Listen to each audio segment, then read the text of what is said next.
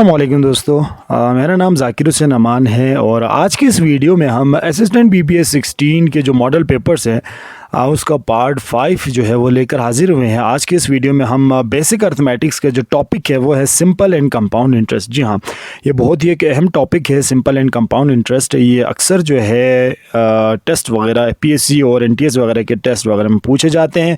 तो यहाँ पे हम आपको डिटेल में सिखाएंगे कि सिंपल इंटरेस्ट और कंपाउंड इंटरेस्ट आप कैसे निकाल सकते हैं।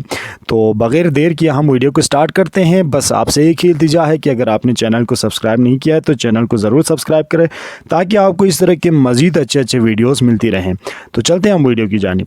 सबसे पहले हमको समझना है कि सिंपल इंटरेस्ट होता क्या है। ठीक है जी, सिंपल इंटरेस्ट कि जिसमें 1 साल के लिए या 2 साल या 3 साल के लिए आप कोई उधार ले लेते हैं तो वहाँ पर जो सूद लगेगी, इंटरेस्ट जो लगेगी वो जो आप हर साल जो आपका जो इंटरेस्ट के ऊपर फिर मज़ीद इंटरेस्ट नहीं लगता है। ठीक है जी, वो सिंपल जो आपका प्रिंसिपल अमाउंट होगा उसी के ऊपर इंटरेस्ट लगते जाएंगे। जिसका फार्मूला आपके पास है I = PRT/100। तो यहाँ पर IP जो है से मुराद प्रिंसिपल अमाउंट यानी जो आप कर्ज लेते हैं, रेट जो है यानी R जो है रेट पर सेंट पर अनम यानी सालाना जो फ़ीसद लगेगा, T से मुराद टाइम इन ईयर सालाना जो टाइम है उसके हिसाब से साल के हिसाब से, I से मुराद सिंपल इंटरेस्ट है। तो हम चलते हैं एक सवाल की जानिब, फिर आपको समझ आ जाएगी।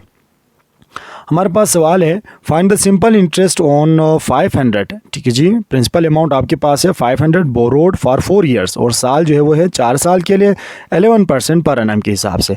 तो हम फार्मूला अभी जानते हैं कि I जो है वो हमारे पास होता है PRT/100। ठीक है जी, यहाँ पे आपने सीधा वैल्यूज़ आपने पुट करनी है।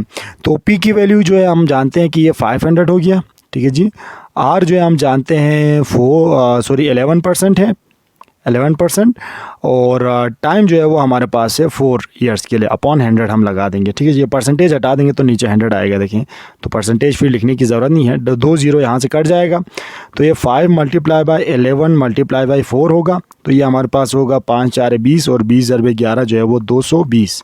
तो ये 220 रुपीज़ जो है वो आपके पास इंटरेस्ट लगेगी, यानी जो सूद लगेगा वो होगा 220 रुपये। तो टोटल जो वापस करना होगा 4 साल के बाद जो है 11% के हिसाब से आपको 500 के ऊपर 720 रुपये वापस करने होंगे।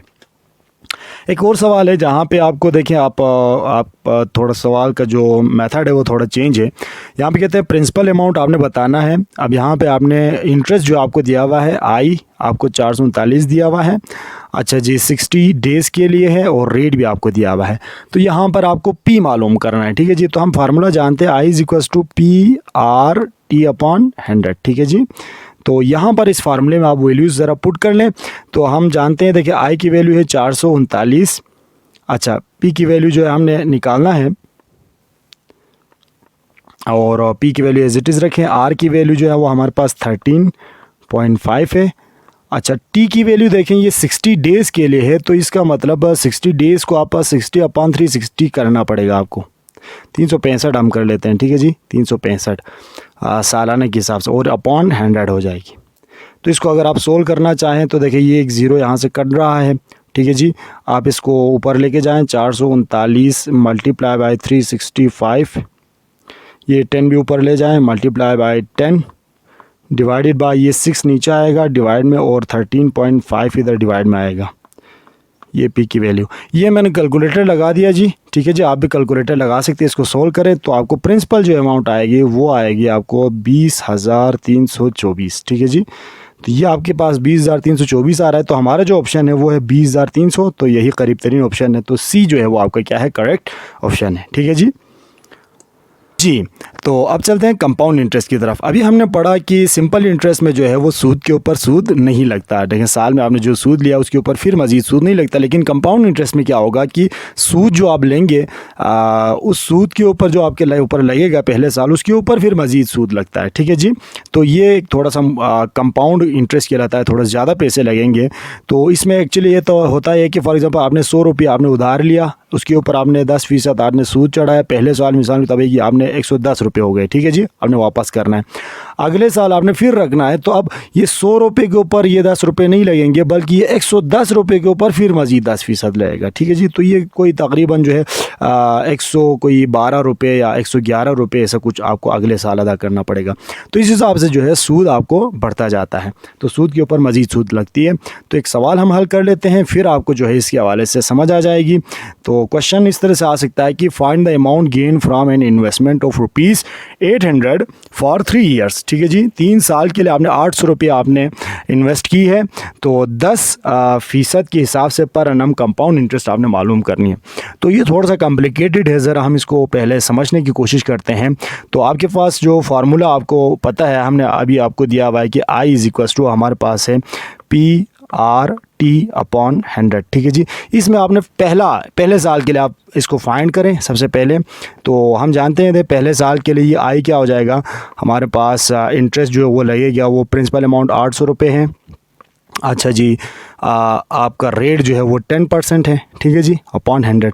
अब यहाँ पे टाइम को लिखने की ज़रूरत नहीं है क्योंकि ये 3 साल के लिए है, तो हम जानते थे कि ये 100 0 से कट जाएगा। ये आपके पास फर्स्ट साल जो है आपका फर्स्ट जो है ना, पहला जो आपको साल आपको देना होगा वो होगा 80 रुपीज़ देना होगा।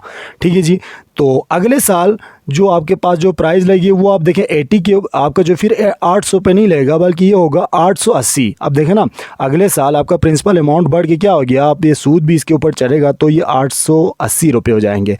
अब आपने 880 का 10% निकालना है। ठीक है जी, इंटरेस्ट जो सेकेंड साल के लिए वो हो जाएगा 880 का 10%, 10/100। तो ये हमारे पास ये थे ज़ीरोज़ कट जाएंगे, तो इंटरेस्ट आपका लगेगा अगले साल 88 रुपये का। ठीक है जी, अब ये 88 रुपये दूसरे साल के लिए हैं, हमने 3 साल का निकालना है, तो ये दूसरे साल के लिए 88 रुपये। अब इस 88 को आपने 880 में जमा करना है, तो ये 880 में आप 88 रुपये जमा करें तो ये हमारे पास हो जाते हैं कोई 968 रुपये। ठीक है जी, अब 968 का जो है अगले साल जो है 968 रुपये का 10% लगेगा। ठीक है जी, 10% आप इसका भी निकालें तो ये हमारे पास तकरीबन हो जाएगा 96.8 रुपीज़। तीसरे साल जो है 96.8 रुपीज़ लगेगा। तो देखें इंटरेस्ट जो है ना, पहले साल 80 रुपये, दूसरे साल 88 रुपये, तीसरे साल 96 रुपये लगे। अब इन इंटरेस्ट तीनों को जमा कर लें आप, तो इन तीनों को आप जमा कर लेंगे तो हमारे पास देखिए 80 और 96 को आप जमा कर लें और उसको जो है आप 800 के साथ जमा कर लें, तो ये हमारे पास होगा देखिए 800 प्रिंसिपल अमाउंट है, फिर 80 जमा कर रहे हैं, फिर अगले साल के लिए 88 रुपये जमा कर लें, फिर तीसरे साल 96.8 रुपये जमा कर लें, तो ये टोटल कोई 1065 रुपीज़ जो है वो तकरीबन बन जाते हैं। आपका ऑप्शन है ऑप्शन सी। तो इस तरीके से आप कंपाउंड इंटरेस्ट आप मालूम कर सकते हैं। तो उम्मीद है आपको वीडियो पसंद आई होगी। अगर वीडियो पसंद आई है तो आप चैनल को ज़रूर सब्सक्राइब करें। आप सबका बेहद शुक्रिया। Thank you.